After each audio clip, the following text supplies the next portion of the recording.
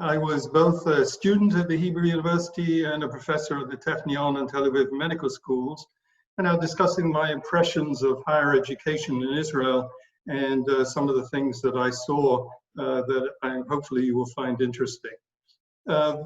Christianity in Israel, I'll be referring to the Church of the Holy Sepulchre and a wonderful custom that I discovered that takes place every morning at the church, and then to discuss the Armenian community, as I think all of you who've been to Jerusalem know there's an Armenian quarter, but so few people know anything about it and its origins.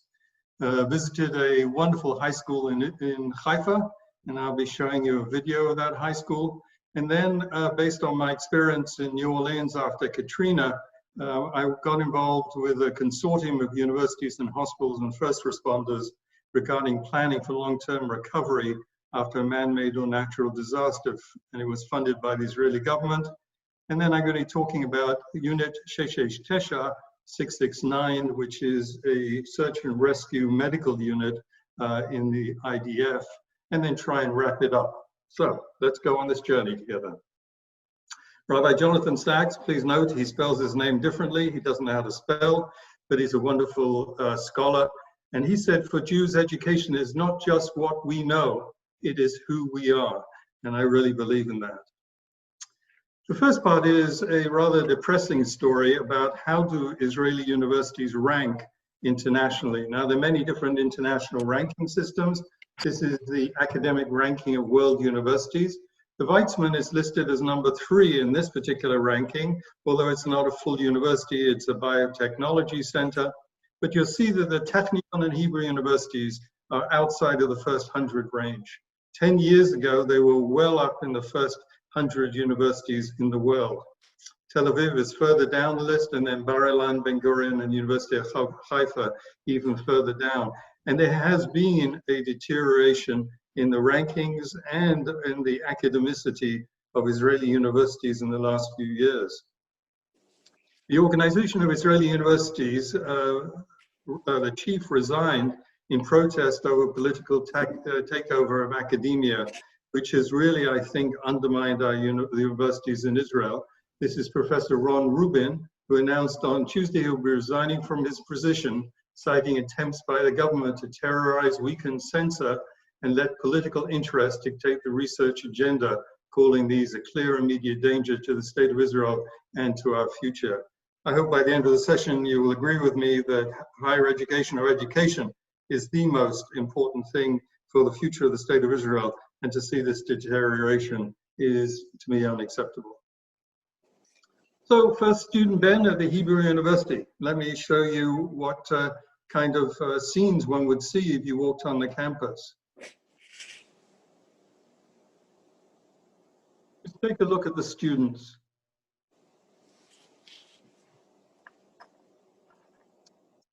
Hebrew University, like Haifa, Technion, and Haifa University, are very mixed universities. In the Hebrew University, approximately 24 to 25% of the students are Israeli Arabs, whereas they make up about 21% of the population. And they truly are mixed with the overall undergraduate and graduate community. Although I must say, I didn't see an awful lot of socialization between the two communities, but they sat in class together and they studied together. Now I want to take you through one of the most galvanizing moments I had as a student at the Hebrew University. This is the Harry S. Truman Research Institute for the Advancement of Peace. It's a private foundation which is attached to the Hebrew University, and they announced one day that 2 Syrian opposition leaders who opposed Assad were going to come onto the campus. They were going to cross the border, the Golan Heights, and we're going to be smuggled down to Jerusalem and speak at the Hebrew University. You can imagine there was a lot of interest in this session. About 300 people attended. We all had to go through significant security screening to get into the session. The 2 talked about life in Syria during the civil war. They talked about barrel bombings of hospitals. They talked about human rights abuses, which really made you sick. Then, when they finished talking, we were connected real time by Skype with other significant leaders of Assad, opposition to Assad around Syria. It was very interesting moment to hear the experiences. It was done in English. And then something happened. This is the auditorium. You can see the auditorium and the Skype connections. Then these two young Israelis, Israeli Arab women, got up and started shouting at these Syrians, saying to them, you have no right to be here. The Golan Heights is occupied territory and Israel is occupying our lands, and you should go home and be ashamed of yourself. The reaction was acute. I have never seen such a reaction. The two Syrians got up from behind the table. They walked to the edge of the stage and, shaking with anger, they looked at these two young ladies and they said, you have the opportunity to study what you want. You have the opportunity to say what you want. You have the opportunity to go home to your parents who can put food on the table and they are safe. Come and spend a day with us. It was a very dramatic moment, and you should have seen the faces on the people in the audience. That exchange I just said was in Arabic, and a friend translated for me. What I learned from it was that within the Israeli Arab community, and somewhat as when we get to discuss the West Bank next week, that the Arab community has watched what's been going on in Syria with absolute fear that it will embrace them, and that the same thing will happen to them. And this moment of this interaction between the Syrians and these two young Israeli Arab women was very poignant from that point of view. Now, what kind of courses did I take? Well, I took archaeology courses, and my hobby is the late Bronze Age, early Iron Age, because that includes the period when Israelites would have come from Egypt, would have settled, includes the period of David and Solomon. And it's a very interesting period at the beginning of the formation of the Jewish people. But who were my fellow students? My fellow students were 20 priests from Rome. So the Vatican has a program worldwide that they select the best and brightest priests from around the world who are under the age of 35. They bring them to Rome for a couple of years, and part of that time, they spend a semester in Jerusalem studying archaeology. So to give you an idea of what these people are like, because it's the future of the Catholic Church, the young man on my left, who was in his late 20s from Düsseldorf, Germany, was taking notes in Hebrew. The lecture was in English. He was taking notes in Hebrew. And the young man on my right, of the same age, was from Lagos, Nigeria, who was also taking notes in Hebrew. I couldn't have done that. It was an amazingly highly intellectual group of priests, and a privilege to study with them. So what did we study? We studied the late Bronze Age, early Iron Age, and this is the city of David. And you can see the wall, which some people believe is the wall that supported King David's castle, or King David's palace.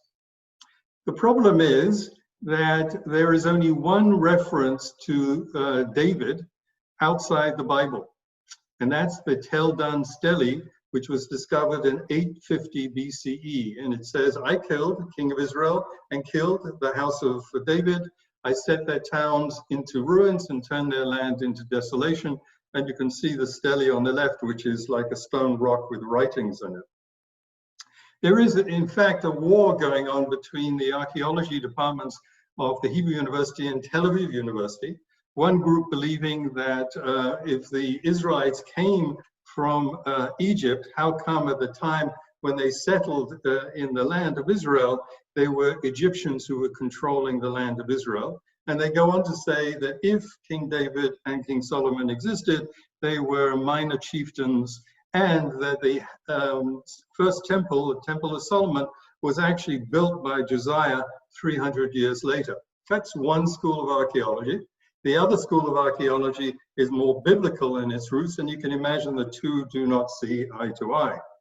So, as we're discussing whether King Solomon and the King David existed, I realized that for the priests, this was as important a moment as it was for me as a Jew.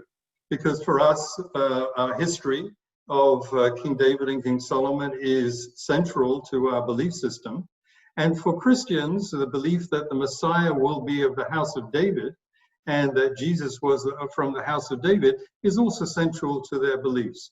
Well, you can imagine the conversations we got into, and it was wonderful. It was truly an academic privilege to be in this mix. One of the things the priest introduced me to, and I'm showing this to you for your next trip to Israel, this is the Pontifical Institute of Notre Dame. It is outside the Damascus gates, and you can see high up on the roof there, let me see if I can get my pointer, you can see there's a restaurant here which overlooks the old city. This is a residential area, they have a hotel as well, but this is an amazing restaurant where you can literally look into the old city and eat well as well. Now, you may think that I'm showing you Indiana Jones' picture and the Raiders of the Lost Ark because I am secretly, I dream about becoming Indiana Jones, swashbuckling elderly doctor who will save the world. Well, no, what I want to do is to show you the following little movie clip.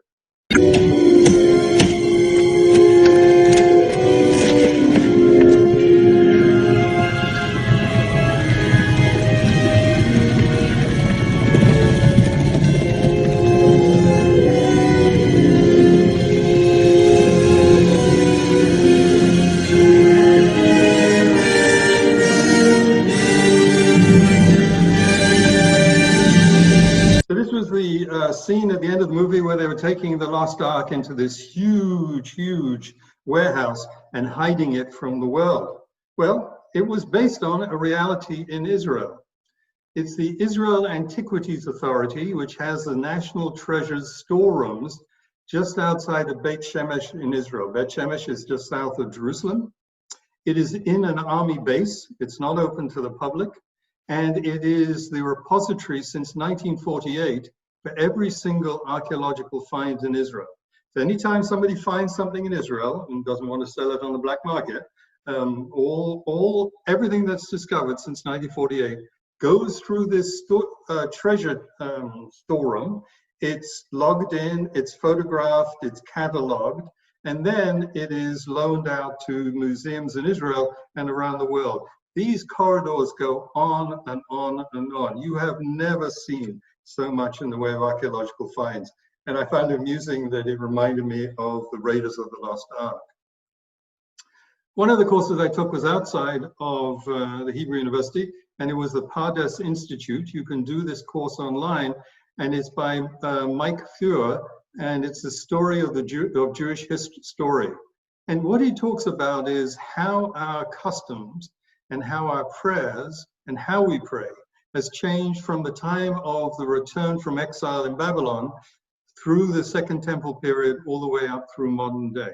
Mike himself is an Orthodox Jew, but he's very clear that what we find today and we call Judaism, and we have all of these rules and regulations, is actually a fairly modern outcome of a long period of evolution in the way that we pray.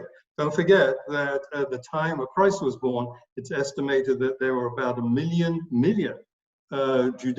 Jews, who lived in Egypt. And how did they pray? And there was no temple there at the time, and there were enormous challenges as the religion was evolving.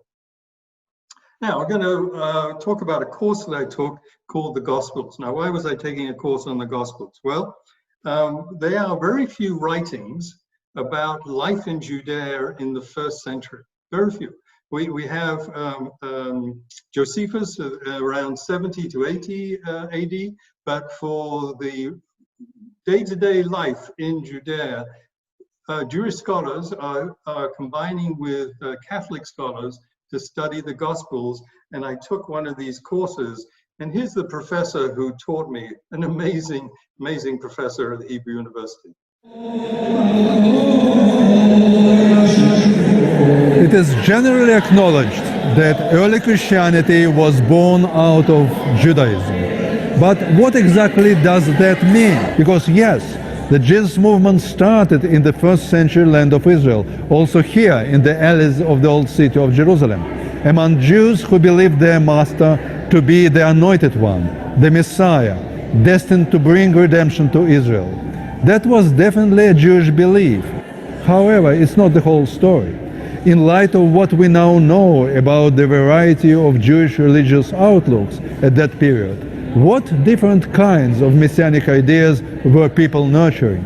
Was it a messianic expectation a mainstream or a marginal viewpoint? To which Jewish groups were Jesus and his disciples therefore aligned? And from whom were they estranged? These are the questions hiding behind the too general and thus misleading statement that Christianity was born out of Judaism. The views of Jesus' followers were first expressed in Hebrew and Aramaic in interaction with other Jewish outlooks in the land of Israel. Like others, Jesus and his early followers descended the Mount of Olives, where we are now standing, on their way to the temple, which once sat across the Kidron Valley on the Temple Mount. However, rather early the movement reached out to the broader Greco-Roman world, to both Jews and non-Jews there. It is from that Greek-speaking phase that the earliest Christian texts come from. How much were they influenced by their new cultural environment?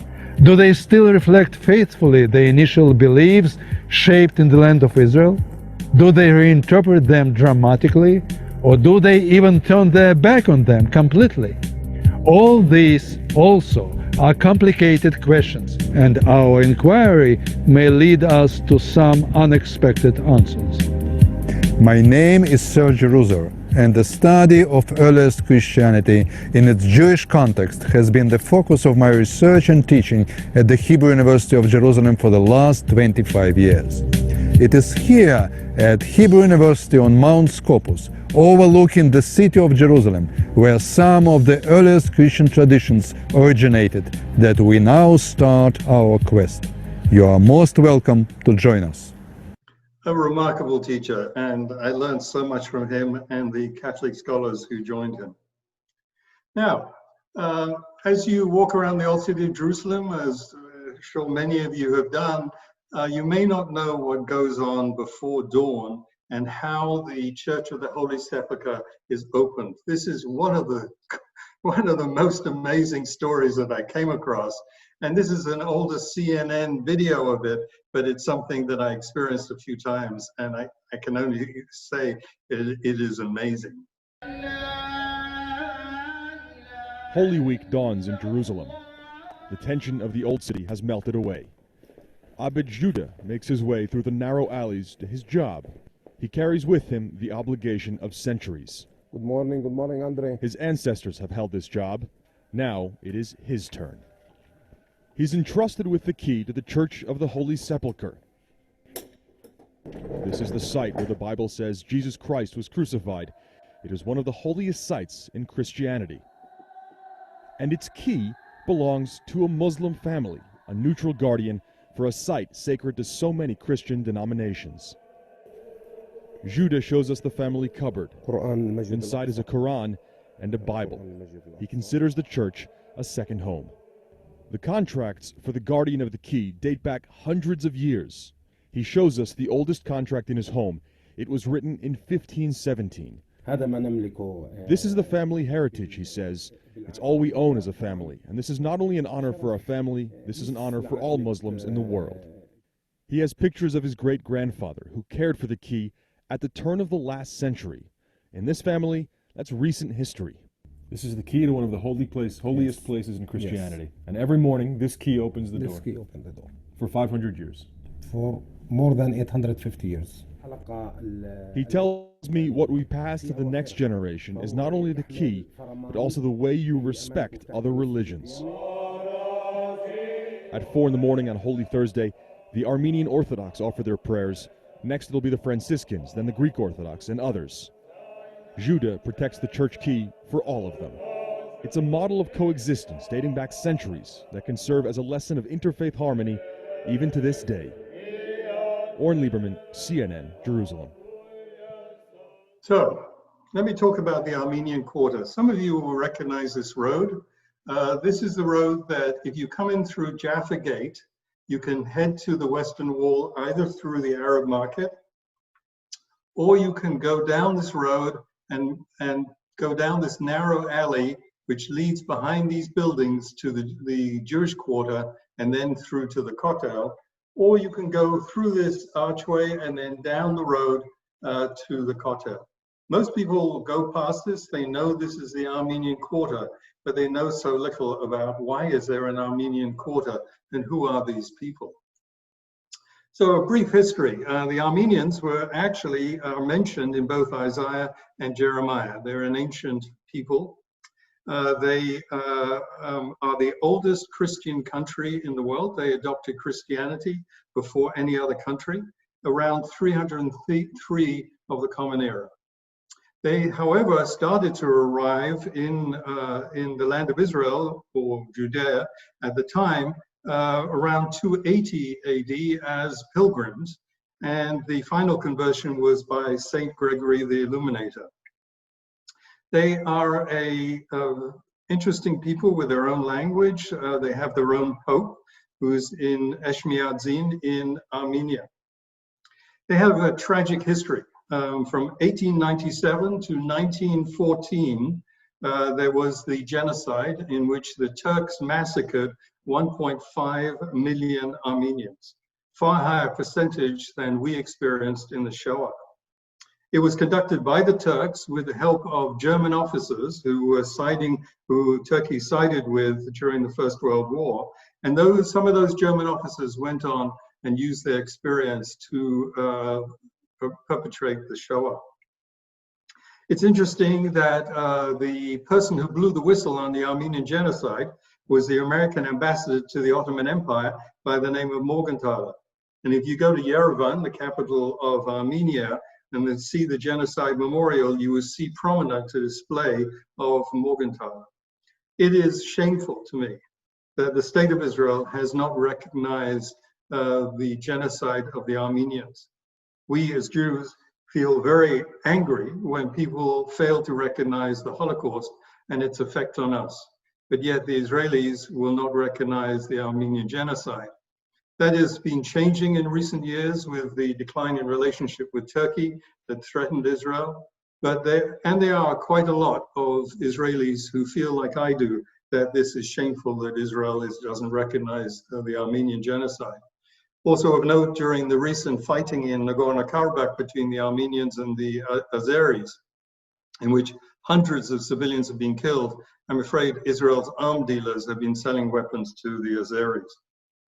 Here's a wonderful picture that I love of one of the buildings in the Armenian quarter. But here is the Church of St. James.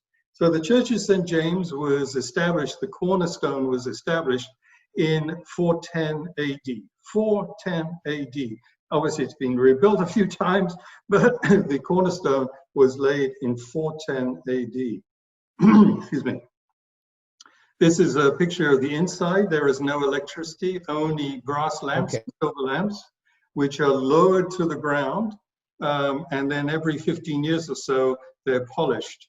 It is an absolutely beautiful church.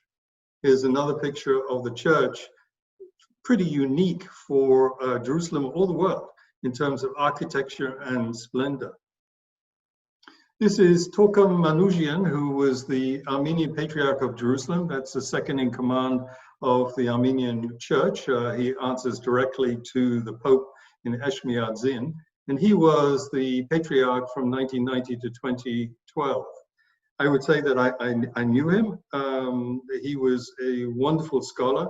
In 2002, when I was visiting Israel with my family to celebrate my son's bar mitzvah, he invited us for tea.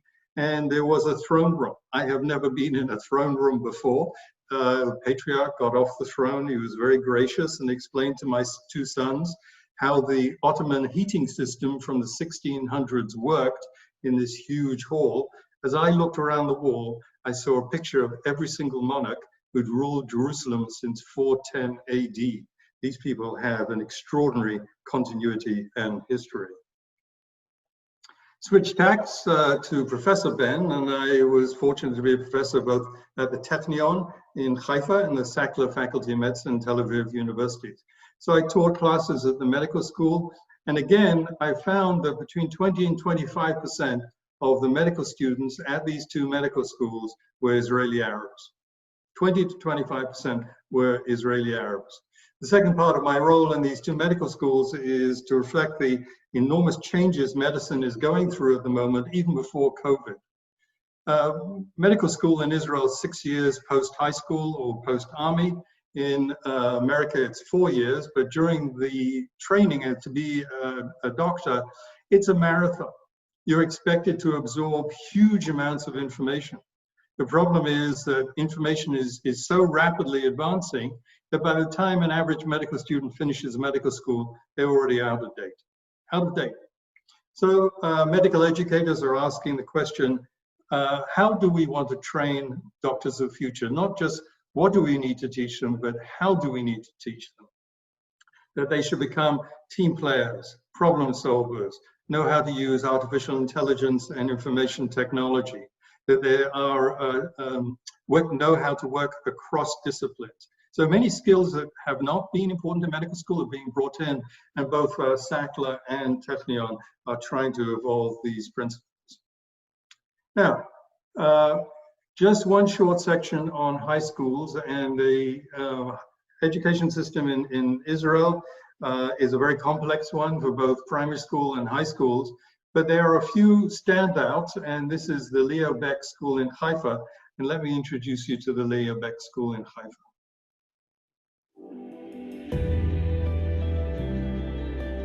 Education and community are important words here at Leo Beck Haifa.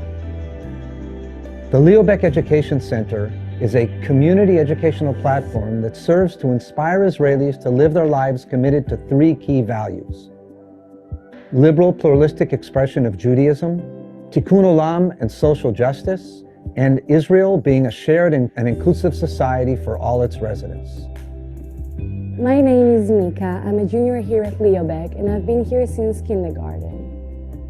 My name is Mai. I came from the Jewish village of Daliat El Carmel from the Carmel Mountain. Before I met Mai, I saw Druze in a typical way. Traditional clothes, traditional village. She even asked me if I have a cow. For some people, our friendship is special. For us, it's a natural. Leo Beck is much more than a school. For us, it's a synagogue, it's a community. It taught us many values. Like tikkun olam, helping others, volunteering. Most of my family are Orthodox, and they don't really get why I go to a Reformed Jewish school in Israel. But I feel more connected to that part. It makes me feel equal. Because I came here, I learned a lot about the traditional holiday of Jewish. I even go to Mika to celebrate the Rosh Hashanah with her family. This unique combination of being a school, a community center, and a synagogue means we impact on tens of thousands of families in Haifa. Leo Beck's goal is to promote and to bring liberal Jewish values and lifestyle to everyone in Israel. The way to do it is through education and community, and to invite people for deep conversation around issues of human rights, democracy, Jewish pluralism, education, and community. Mai and Mika, for me, symbolize the best and the goodness of Leo Beck. Jews and Arab living together in one progressive community, accepting the others, love each other, and become eventually best friends. I feel like Leo Beck gave me the tools to set me up for army, university, and even life. Our vision is to create at Leo Beck a model for Israel's state, Jews and Arab, Orthodox, Reform, secular, all together in one community. The biggest compliment I would give Leo Beck, that I would send my kids to learn here in the future. Headmaster Rabbi Meir, just energetic, thoughtful, creative leader. He has helped build a really remarkable school. There are others like this in Israel. I don't want to give you the impression that it's the only one, but this is the one that I got to see in action. So long-term recovery after natural and man-made disaster. So in 2007, after almost 3 decades at Harvard, I was asked to go to New Orleans after Hurricane Katrina to help lead the recovery of both Tulane University and the medical school, as well as the healthcare system in the city. My title was Senior Vice President of Tulane and Dean of the Medical School.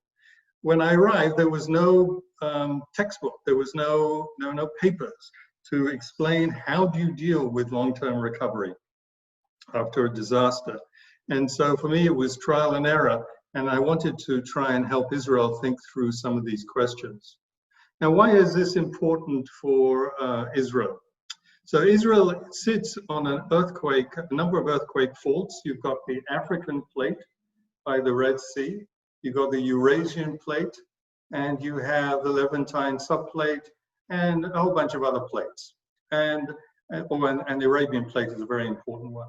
And so in Israel, they have been between 140 BCE to present day 55 major earthquakes, or approximately 1 every 40 years. Josephus Flavius in 31 BCE said that there was an earthquake which killed 30,000 people in the Jordan Valley. Lord knows how he knew it was 30,000, but we understand it was a major earthquake. In 1927, the more modern era, there was the Jericho earthquake. 500 people died in Jerusalem, Jericho, Ramla, Tiberias, and Nablus. And in fact, the Church of the Holy Sepulchre and the Al-Aqsa Mosque were both damaged in this earthquake.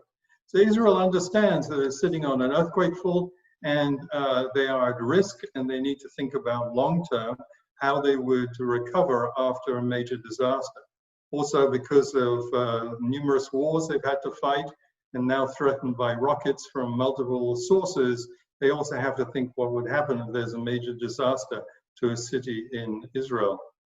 And so this consortium of universities, first responders, hospitals, and others got together on a regular basis to think about how to manage the situation. Israel is very well known for emergency preparedness. And during this, in the acute phase, not so much in the long-term phase. And during this experience of working with this group, I came across Unit 669, Sheshesh Tesha. And as you watch this video clip, understand that this is a unit comprising doctors, nurses, first responders, medics, and other support personnel. This is a medical frontline army unit, special forces trained. And here, watch this with me.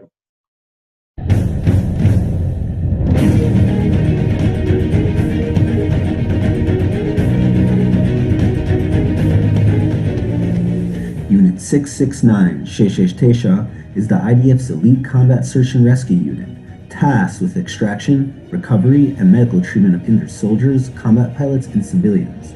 Their specialties include helicopter extraction and infiltration, rappelling, fast roping, scuba diving, and counterterrorism. The essence of a 669 operator is the ability to make difficult decisions under high pressure. They are Israel's guardian angels and heroes from the sky. They will not rest until everyone is brought home and accounted for.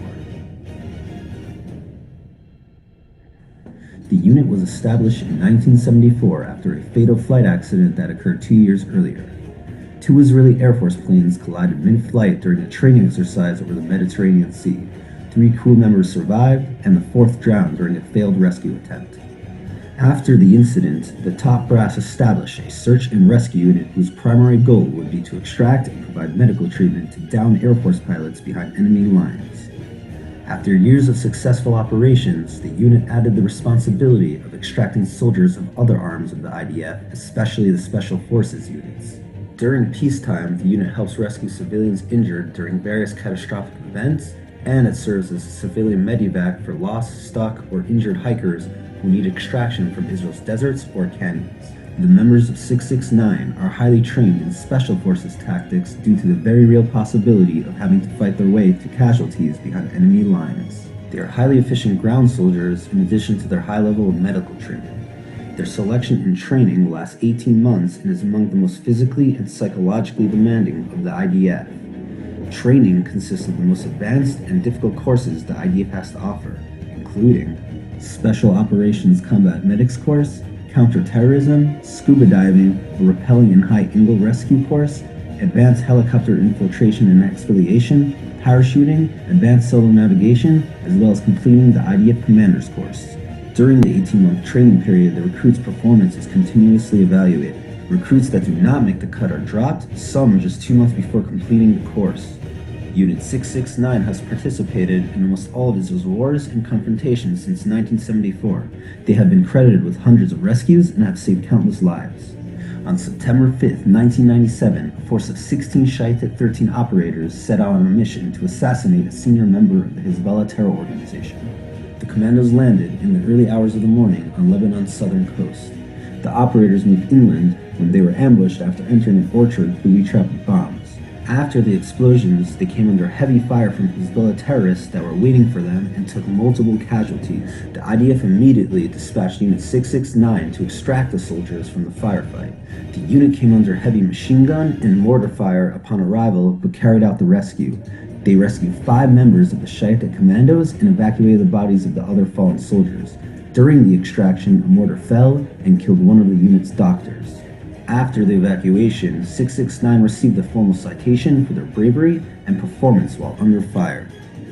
In 2014, the unit participated in Operation Protective Edge in Gaza. During the 7-week war, they successfully evacuated over 250 injured soldiers.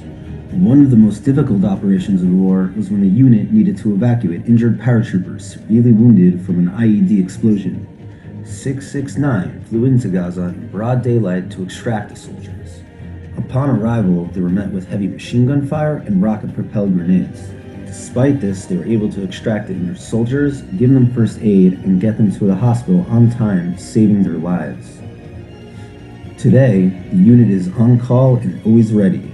When they are not carrying out rescue missions on Israel's home front, they are abroad, assisting other countries of the world who need help after suffering natural disasters or other catastrophes. They will go anywhere to save a life and never rest until the job is done. No one gets left behind when Unit 669 is on call.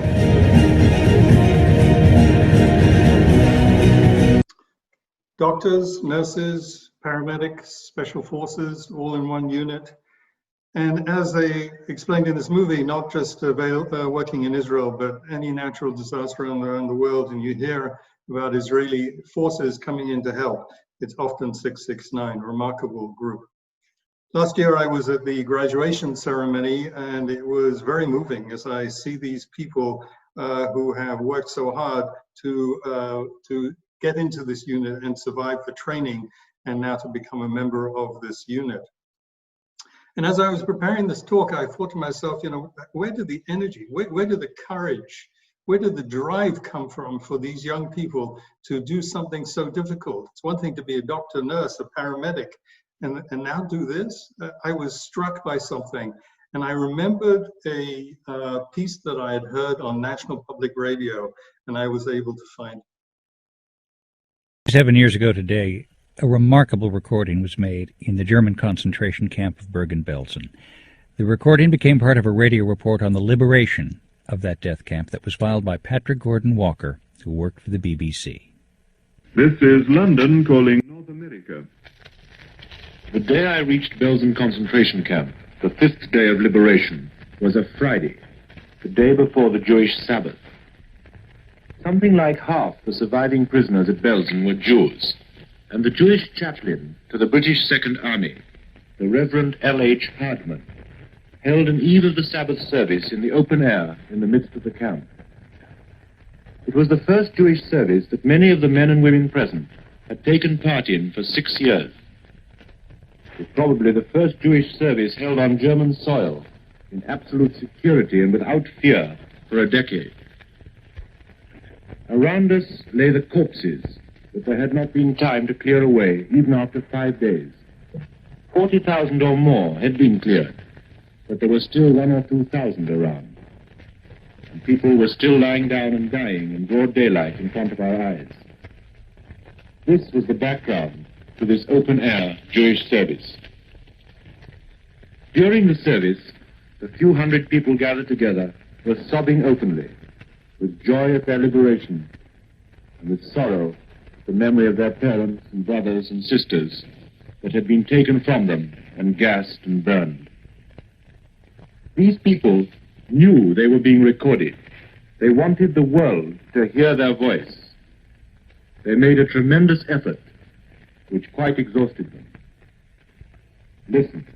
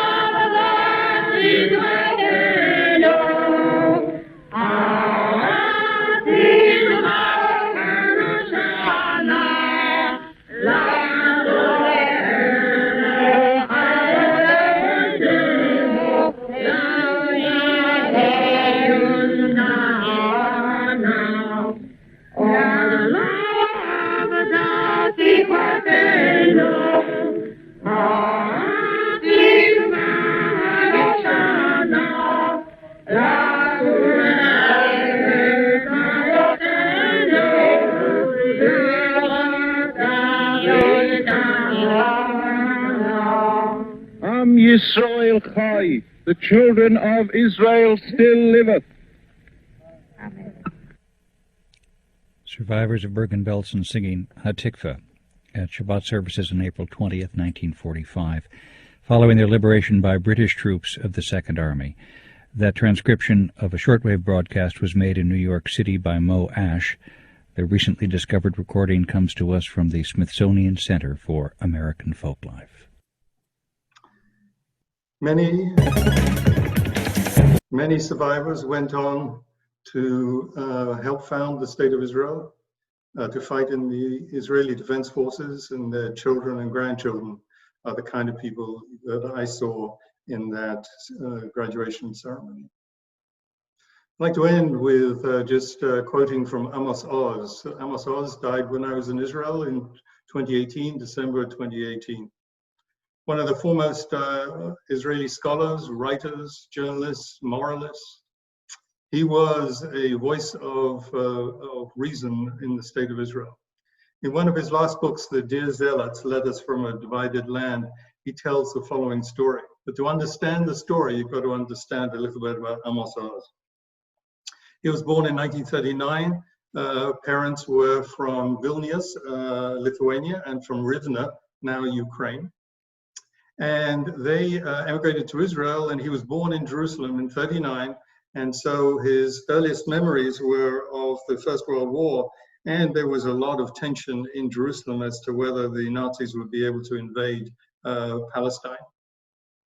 He then started to grow up and went through the War of Independence.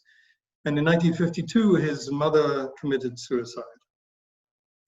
The story he heard from his teacher was as follows.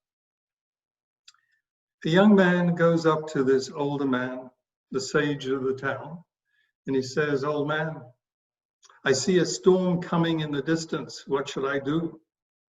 And the old man says, "Build a shelter."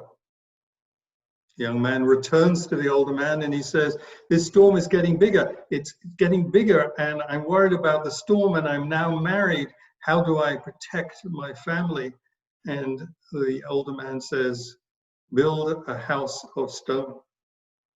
He then relates to the old man that he has now children, and the old man says, "Build a wall around the house." He then comes back to the old man and he says, "Grandfather, how can I protect future generations?" And the grandfather looks at his grandson and he says, "Write a book." To me, this story sums it up.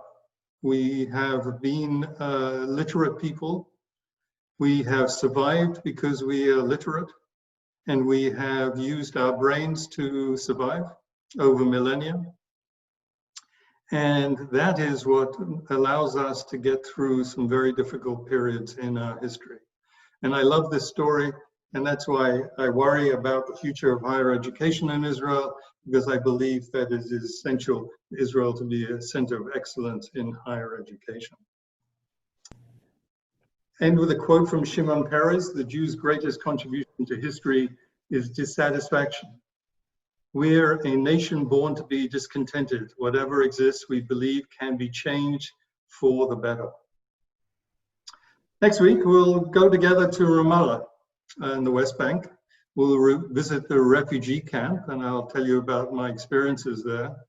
Visit to the Arafat Museum. We'll take a brief side trip to Nablus, to Ha Gerizim, and I'll explain about the Samaritans, a branch of Judaism that goes back to the First Temple period, and witness their Pesach on Ha Gerizim. Quite an extraordinary story. And then we will travel along the Gaza border and view the situation in Gaza, both from the Israeli side and the kibbutzim on the Israeli side, and from the Palestinian side, and lessons that I learned, from the Institute for National Security Studies, Israel's Israeli think tank, that took me on this tour of the Israeli border. And I'll explain things like how the goods get into Gaza and those type of things. So that's it, folks. I hope you enjoyed this little journey, and I'm going to stop sharing the screen. And Elliot, if you could, or Joel. Ladies, yes, thank you. Ben, this was once again another amazing presentation. I know I speak for everyone when I tell you how incredible it was, and how much we're looking forward to the third installment next week. Folks, I didn't get a chance. There was a little bit of a snafu in the beginning. I didn't get a chance to do the intro, which includes that if you have any questions, put them in the chat, but there aren't any. If you would please raise your hands, I will ask you to unmute individually. And if you don't mind, I'm going to start off with a question of my own, Ben. The National Treasure storerooms, is that in an underground or an above ground facility, and how is it protected? So it's on an army base, and high security to get into the facility.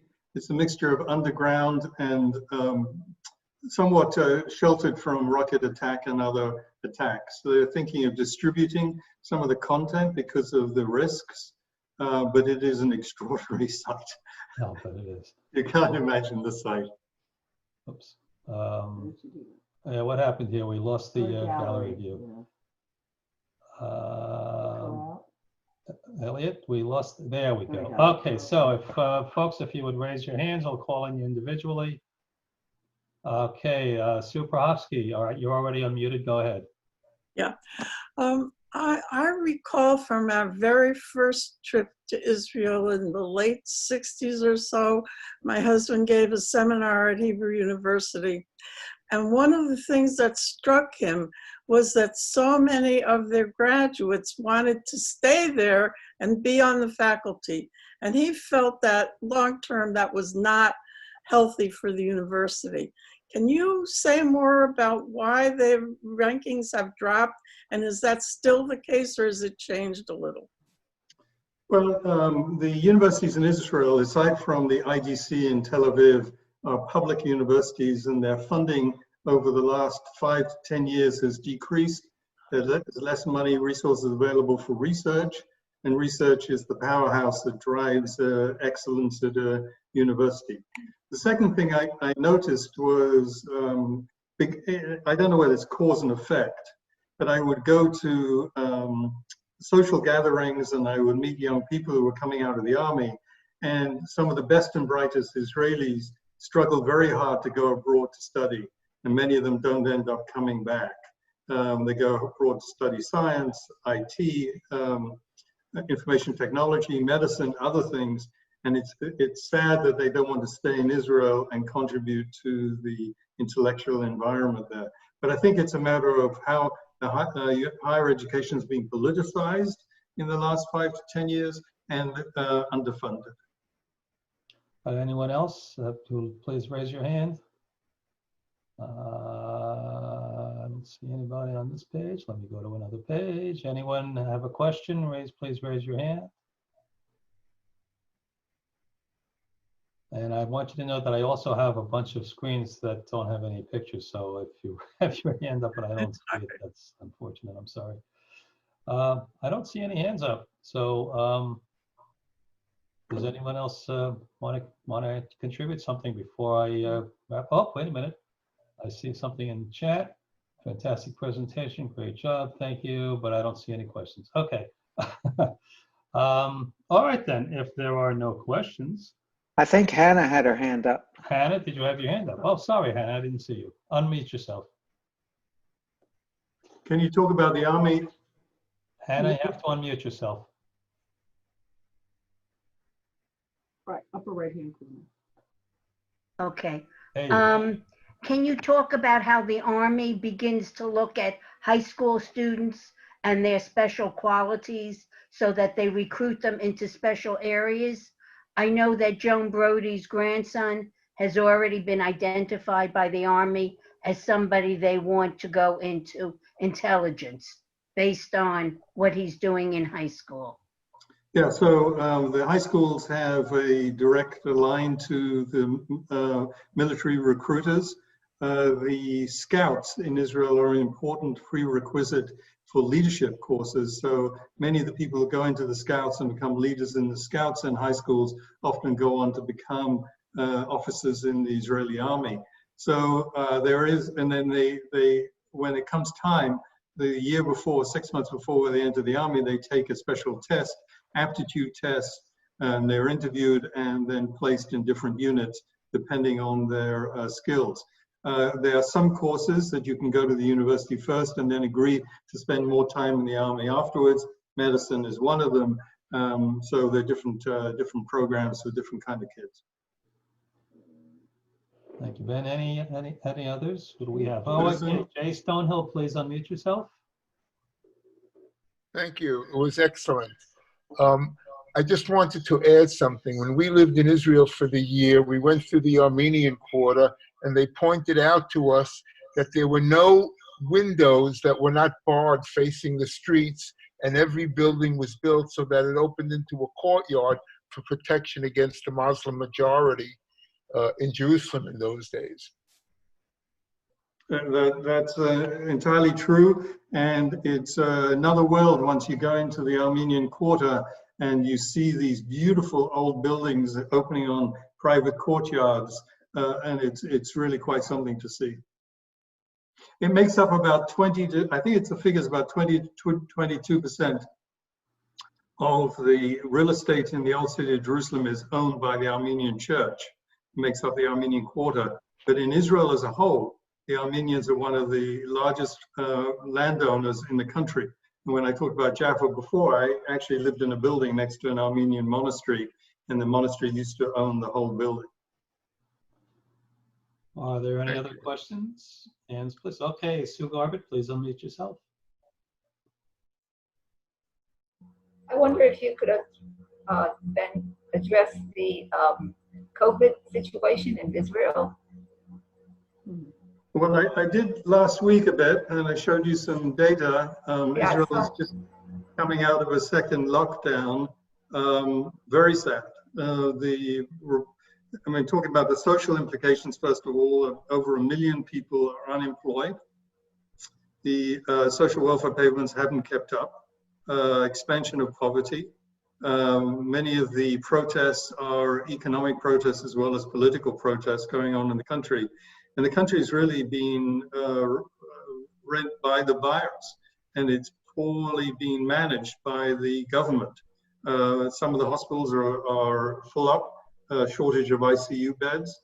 And I'm afraid, like in New York, the ultra-Orthodox community refused to behave. And after the high holidays, they're expecting another spike in COVID cases. I would also say that the situation in the West Bank has also become very perilous, and the grave concern about the implications for security relations between the Palestinian Authority and the Israelis.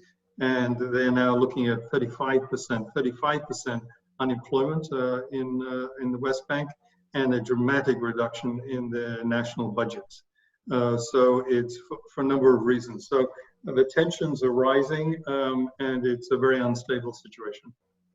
Okay. Oh, and I showed you a video of the Rambam Hospital with the underground garage last week, which can be converted. The parking lot can be converted into a 1,000-bed hospital in 72 hours. That hospital is now up and running as a COVID hospital, and it's being run by an Israeli army medical unit. Ben, I have another question for you. With the recent peace deals between Israel and a couple of Gulf Arab states, and I'm pretty sure we could expect others to follow suit. But the two oldest ones, Egypt and Jordan, while the relationship with Egypt seems to have been relatively stable, and there's a lot of defense cooperation, the relationship with Jordan seems to have gotten shaky. Can you give any insight into that? Well, I don't know that it has. I mean, you know, I left Israel December, January this year, so I can't speak since then. But I crossed the Jordan border, the Rabin border. It's called Rabin Gates, I think it's called, to see some of the archaeological sites in southern Jordan. Southern Jordan is they are not Arabs, so they are Bedouins. They don't consider themselves Palestinian, although a significant percentage of the Jordan population today is Palestinian. But there is a real divide within Jordan between the Palestinian population and the Bedouin population. The king is obviously from the Bedouin tribe. They've had enormous economic challenges in Jordan. They've taken in huge numbers of refugees, first from the Iraq War and then from Syria. We're not talking about one or two, we're talking about millions.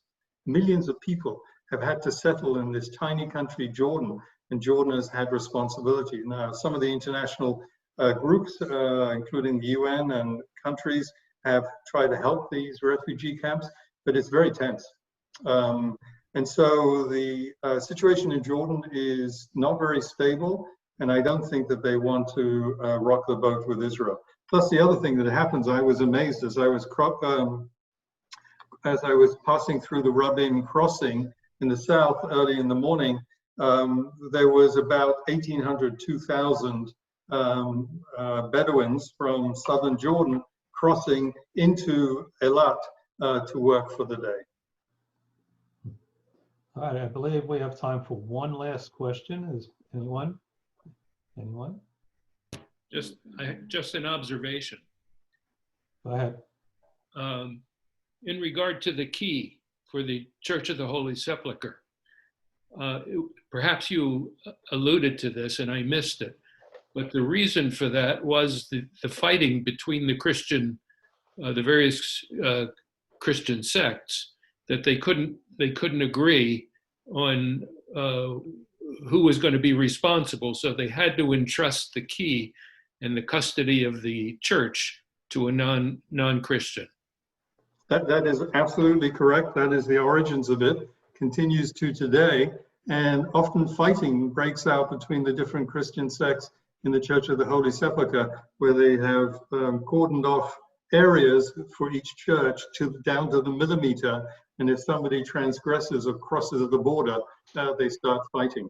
I wouldn't say it's a land of peace in the Church of the Holy Sepulchre, but the story in watching this Arab who, since the time of early days of the Ottomans, comes with his partner because he's too old now to actually climb the ladder, and this young boy climbs the ladder with his key. It's quite a sight. And then they open the door, and then all the priests and the different denominations rush in. It is something that you have to get up at 4 o'clock in the morning to see, and well worth it. Yeah, and you don't want to be that guy if he misplaces the key.